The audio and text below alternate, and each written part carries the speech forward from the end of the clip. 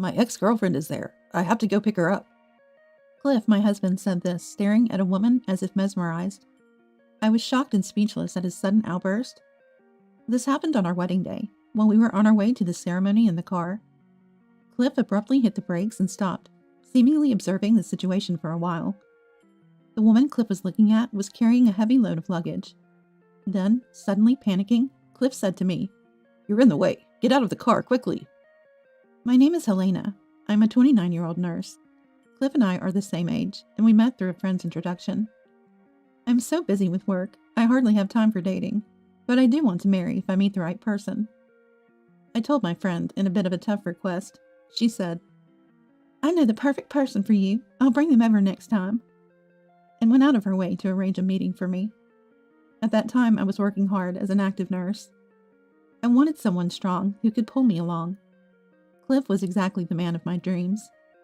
He took pride in his work and had a good sense of confidence, approaching everything with seriousness. I hardly ever talked to men outside of work, so I was nervous, but being a nurse must be very tough, especially now. I guess healthcare workers are having a hard time, both mentally and physically, Cliff said. His consideration comforted me greatly. I responded, Yes, it's challenging, but look at you, Cliff. I feel I should strive to do better. Cliff blushed at that. I was drawn to Cliff, not just his serious side, but his ability to laugh too. We dated smoothly after that and decided to get married.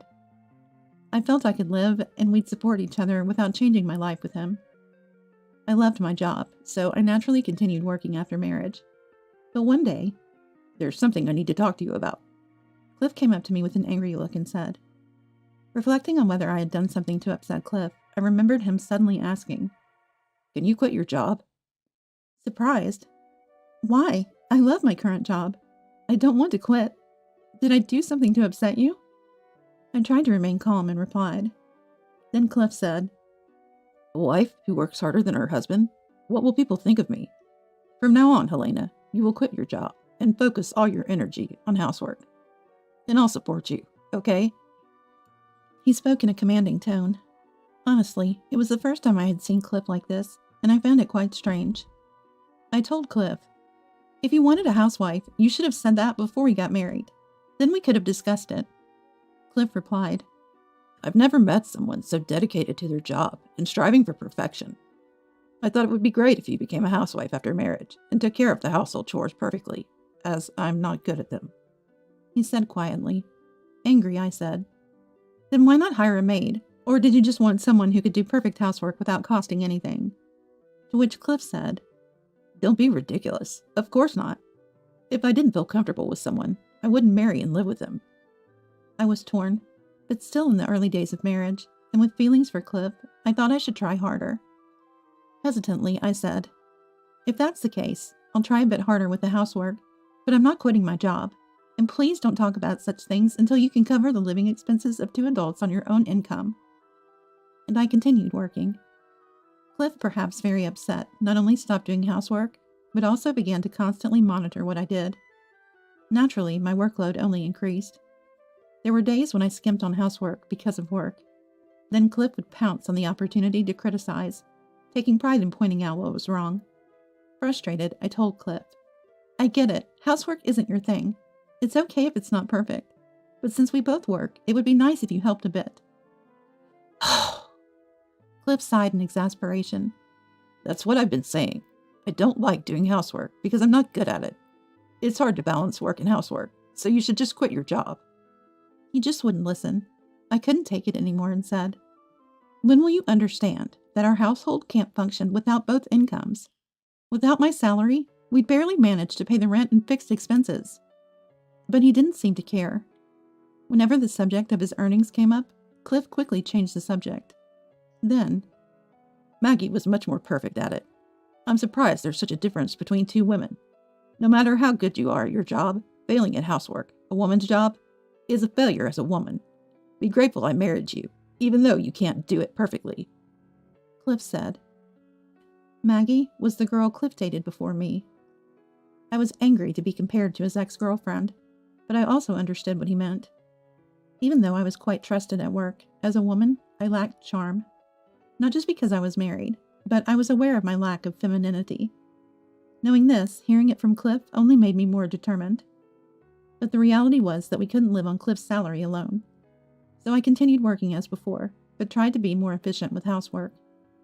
Cliff was always watching, trying to find chores I hadn't done, but since I did everything perfectly, he eventually had nothing to say. Finally, peace seemed to have returned to our home. One day, we were having a meal with both our parents.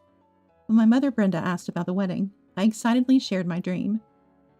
I always wanted a wedding, so I saved up for it. I want a glamorous ceremony that everyone attending will enjoy.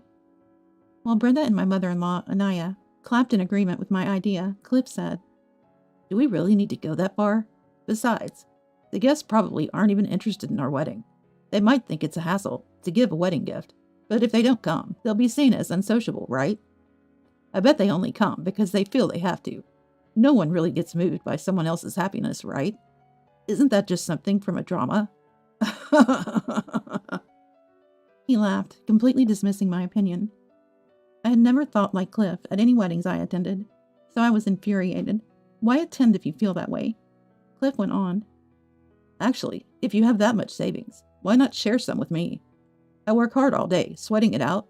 Oh, I want a motorcycle. Let's save on the wedding and honeymoon and buy me a bike instead." And just like that, he started planning to spend as little as possible, all for his motorcycle. Looking at our parents, I saw their faces tense, holding back what they wanted to say. Feeling unsettled, my in-laws quickly spoke up. "Cliff, enough is enough. You're completely dismissing Helena's wishes and only thinking about yourself. How can you even think of using the money Helena saved for the wedding on a bike just for you?" Anaya scolded him. My father-in-law Jordan added, "People have different views on weddings, so it's natural for you and Helena to disagree. But to outright reject and insult her, and then just try to take her money. Do you realize how despicable you look right now? If you keep this up, you might end up divorced before you even get married." He scolded his son. I told Cliff, "I've always been moved and had fun at weddings. Seeing a bride happy always brings tears to my eyes. It's a moment when you can feel how much the groom values the bride, and I even thank them for having the ceremony. Some friends have come up with events to make sure their guests have a good time, and I truly enjoyed those. But I guess you think differently. That's fine. Why don't we save on the wedding and spend more on our honeymoon?" I was glad my in-laws scolded him. But no matter how much they tried to get through to Cliff, it wouldn't matter if he himself didn't want to change. I was about to compromise and agree to Cliff's idea of a wedding when he suddenly said, "No, forget it. I'll grant all your wishes. Those weddings you've attended must have been really good, huh? Then let's make ours even better." Cliff suddenly became serious. He's the kind of person who doesn't like being compared to others. Plus, the warning from his parents about a possible divorce seemed to have made him reflect. Our parents looked relieved. "It'll be busy, but make sure you discuss things together. It's not right to only push through one person's opinion, but not saying anything because they won't listen is also wrong. Always share your feelings with each other," my mother said. Seeing Cliff's change, Anaya almost triumphantly said, "Cliff, that's more like it. I knew you'd understand if you talked about it. Look, Helena, how about this cute dress? It would suit you perfectly." She began suggesting ideas while smiling and flipping through a magazine. "Helena, don't hold back. If you need more money, we can help cover the costs." She even offered. I felt bad and said we plan within our budget, but my in-laws seemed really excited about the wedding, which made me happy. They had treated me like their own daughter since we started dating. "If Cliff ever does anything terrible to you, tell us right away," they continued to assure me. From then on, we were able to proceed smoothly with the wedding preparations. Cliff said, "We'll have a wedding like no one else has ever had." He started researching enthusiastically in books and on the internet, bringing more ideas than even me. Seeing other weddings, he'd say, "This looks nice," and smile naturally. Watching him, I felt reassured that the beauty of weddings was getting through to him. We both loved to delve deep into things once we decide to do them. In our discussions with the wedding planner, time would fly by, and the days, though busy, felt peaceful and enjoyable. Finally, the day of our wedding arrived. It was a hot summer day, but the weather was clear, so we were relieved we could have the ceremony without issues. Cliff was also enthusiastic, and we woke up early, fully prepared to leave. We were driving to the venue with Cliff at the wheel. If we continued driving normally, we'd easily make it to the ceremony on time. While looking forward to it, suddenly, Cliff hit the brakes. I panicked and asked, What? What happened? There was no immediate danger, and I couldn't understand why Cliff had stopped so suddenly. Then Cliff said, Let me pull over for a moment. He steered the car to the side of the road. Suddenly he exclaimed, I knew it. There's Maggie. And stared at a woman walking on the sidewalk for a while. Surprised and speechless at his sudden outburst, I noticed that Maggie seemed to be struggling with heavy luggage, occasionally stopping to rest. From Cliff's reaction, I wondered if he was considering helping her because she seemed to be having a hard time. Though I felt complicated emotions watching him stare, I was relieved when Cliff resumed driving. To be honest, I had been feeling that Cliff might still have feelings for his ex-girlfriend. He always compared what I did to her, complaining whenever he felt I didn't measure up. I had hoped he wouldn't do such a thing on our wedding day, and was relieved it seemed to be an overthought. However, after a few left turns and losing sight of his ex-girlfriend, Cliff pulled over again and looked at me with a smile. You're in the way. Get out of the car, he said abruptly. Shocked, I responded, What? Why? Are you going to talk to her?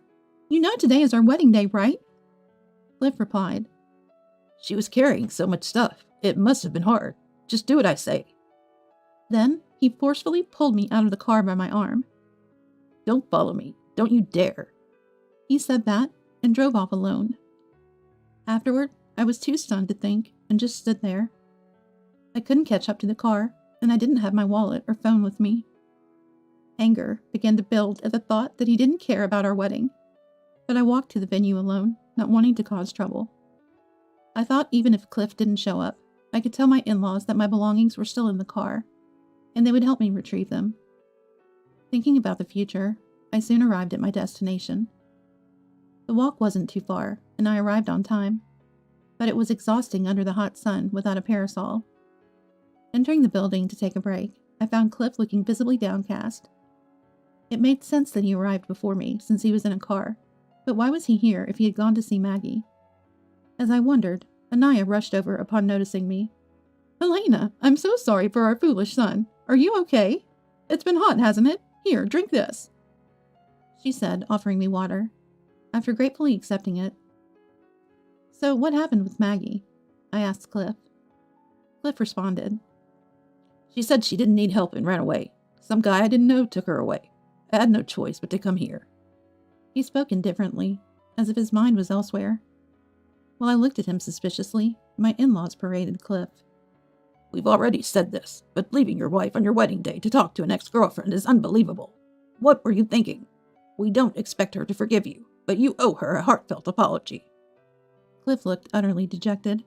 Anaya added sadly, We actually arrived much earlier than you two because we were so excited. But then Cliff showed up alone, and we were like, Where's Elena? So we pressed him, and that's when we found out what happened. I then asked, After she rejected you, why didn't you come back for me? I asked Cliff. Maggie was really angry, huh? She called you the worst, and I just lost all motivation. I figured you'd come to the venue anyway, so I thought I'd just wait here, he said. Looking closer, I noticed Cliff's cheek was red and swollen, later learning that Jordan had hit him, unable to hold back his anger. Then, to our surprise, Maggie arrived, with an unfamiliar man by her side, introducing him politely as her husband Nelson. Nelson glared at Cliff. You tried to force a reluctant woman into your car, then run away at the sight of her face? I heard from Maggie. You've been following her, even after breaking up. And today, on your own wedding day, abandoning your wife to approach an ex-girlfriend is beyond low. He was visibly angry. Maggie glared at Cliff, then turned to me. We did date, that's true, but we broke up, and I have no interest in Cliff anymore. I had no idea he'd leave you on your wedding day to come talk to me. I'm so sorry. I hurriedly stopped her apology. No, don't apologize. It's Cliff's fault, not yours. Maggie sighed in relief at my words. Cliff, losing his target of anger, glared at me, tears spilling from his eyes. If you had stopped me more, none of this would have happened. Don't you feel any pain seeing me blamed like this? I was about to retort that it was his own fault, but Maggie and her husband started berating Cliff. Maggie said, Enough already. I kept quiet before because only I was troubled, but now you've bothered both your wife and my dear husband. I won't forgive this. Don't think you'll get away with it." She glared fiercely at Cliff. Nelson added, "What's with that victim's face? You've hurt both your wife and someone else's. Don't play the martyr." He looked at Cliff with utter disdain. I said to Maggie, "You and your husband did nothing wrong. On the contrary, we owe you an apology for the inconvenience caused by Cliff. From what he said, it seems he was indeed asking you to get back together." I asked her about that. Maggie sighed deeply and nodded. "Actually, our home is quite close to Cliff's parents. He's ambushed me several times, pretending it was coincidental, and demanded we get back together. I always tried not to provoke him, but made it clear I wasn't interested. He was quick to anger, and I feared he might turn violent, so I kept it from my husband. But now I think I should have told him sooner." She looked on the verge of tears. Nelson added, "I understand why my wife couldn't talk about it before. Seeing how unreasonable this man is, who knows what he might do if confronted. I don't blame her," he said.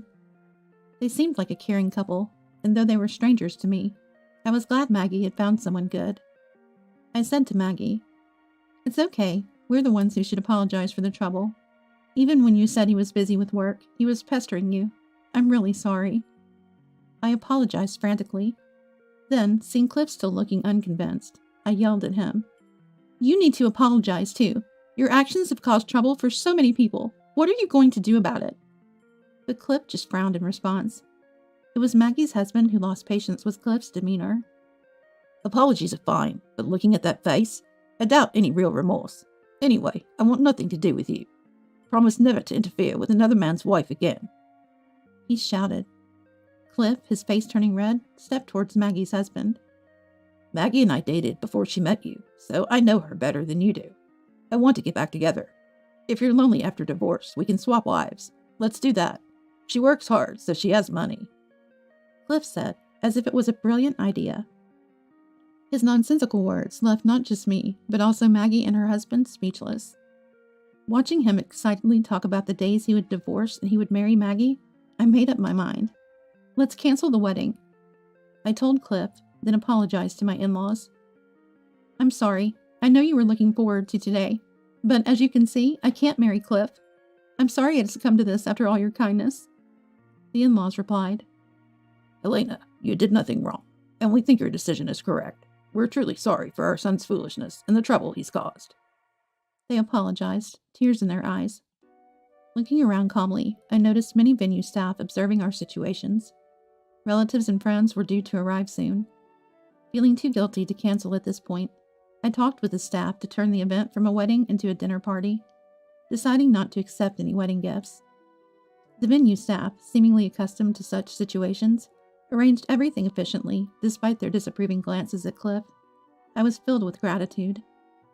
Cliff, unconcerned about the attendees, kept dreaming about his married life with Maggie, cheerfully planning this and that while I talked with the staff. Seeing Maggie and her husband glaring at him with such disgust, I was amazed at how he could talk like that. After wrapping up the explanation, I went back to Cliff and told him I agreed to a divorce. As expected, Cliff showed no sadness and accepted it with joy. Right then, guests began to arrive. My in-laws, parents, and I kept apologizing to the attendees, urging them to at least enjoy the dinner party. I had never intended to discuss such a foolish situation, but Cliff was gleefully telling everyone about the wedding cancellation and our divorce. Those who arrived on time were in an uproar over the sudden cancellation. Furthermore, Cliff, faced with questioning guests, coolly continued his delusional talk about finding his true love and marrying the person he truly loved. "Escape now with your husband, Maggie. He's beyond reasoning," I whispered to her, pulling her aside, and handing her over to a staff member. She and her husband quickly left through the back door. Cliff, realizing Maggie was gone, became furious. Seeing them walking away outside, he rushed out after them, yelling, "Maggie, wait! Don't go with that guy! Come home with me!" "Just stop it, Cliff. Don't come near Maggie. Just disappear." Cliff was easily stopped by Maggie's husband, and then restrained by my father and Jordan, who dragged him back into the venue. I followed, apologizing repeatedly to Maggie and her husband. The guests, having witnessed everything, were thoroughly disgusted and left with remarks like, "You're the worst," to Cliff. The event ended with few people remaining. I felt sorry, but with Cliff's rampage, there was little else I could do. In the end, only my friend's parents and in-laws stayed. They comforted me, and I began to regain some composure. After the cleanup, Cliff said, "Now that it's over, I'm going to Maggie's house," and tried to leave, but was forcefully put into a car by my tearful in-laws. A few days later, with my in-laws present, I got Cliff to sign the divorce papers, successfully finalizing our divorce. I had my in-laws help move Cliff's belongings out of the house or send them by mail. It was a hectic time, but it finally came to an end. One day, while refreshing myself in a suburban town, I ran into Maggie and her husband at a shopping mall. Worried about how they were, I asked about their well-being. They told me that Cliff, undeterred, had been watching the places where they met Maggie, and even followed her to her home and workplace. Cliff had said, "We're still in a relationship, right? You only acted reluctant because you were shy, weren't you?" Cliff apparently kept asking for a reconciliation, saying only what suited him. Maggie finally consulted the police and began legal proceedings against Cliff. Cliff, believing he had done nothing wrong, spouted his delusions in front of the police, leading to him being deemed a dangerous individual. Prompt legal action was taken, and a restraining order was issued against Cliff, preventing him from approaching Maggie. Surprisingly, the restraining order seemed to dampen Cliff's spirits. Facing legal action, he finally realized Maggie truly despised him. Since then, he has apparently stayed away from her. While it no longer matters to me, I'm relieved that Cliff won't trouble Maggie and her husband any further. Maggie continued, "Actually, we're moving soon to a place near my husband's family. We came here today to buy cleaning supplies for the move. Helena, I hope you stay well," she said. I bid them farewell with repeated goodbyes, and they left with smiles. Watching their retreating figures, I silently wished them happiness. This seemed to be the end of the matter. Just as I thought to delete Cliff's contact, surprisingly, he called me. I had kept his number for property division matters, but didn't expect a call. Reluctantly answering the phone, after just meeting with Maggie and her husband, I was worried. "Can we cancel the divorce? Living alone made me realize how important you are, Helena. Let's live together again, cooperatively," I heard Cliff say. After pondering his words for a good 10 seconds, I calmly replied, "That's ridiculous. We're strangers now. No matter what you say, I have no intention of remarrying you. Please don't contact me again." I hung up, setting his number to reject future calls. Cliff kept making noise on the other end, but now I was completely free of him. He tried calling from different numbers for a while, but I ignored them and eventually changed my phone and number, finally finding peace. I've moved out of the house, so there's no worry if he shows up, and there's no way for him to contact me. Maggie and her husband have moved away, and if Cliff showed up at my parents' house, they would angrily turn him away. My in-laws, disillusioned with Cliff after this incident, sold their house. "This house is too close to Maggie's family. We've decided to sell it," Anaya and Jordan said tearfully. It pained me, but I hoped they would find happiness away from Cliff. Now homeless, Cliff was likely wandering alone, his whereabouts unknown. After causing a scene at the wedding, he's rumored and isolated among friends and at work. According to friends working at the same company as Cliff, he has become quite isolated there. It's a clear case of self-inflicted consequences. I sincerely hope he reflects deeply on his actions. As for me, I've started a new life from scratch, in a new place. I was invited to join, so I transferred to a new hospital. At my current job, I can balance work and life well, managing both household chores and work responsibilities. Starting afresh in a new environment, learning every day, and having a fulfilling job again is what makes me happiest. I've also built a good relationship at work, and I'm enjoying my days. Although I'm divorced, I am much happier than when I was living with Cliff. This experience has reaffirmed my love for my work. I hope for continued peace and happiness in the days ahead.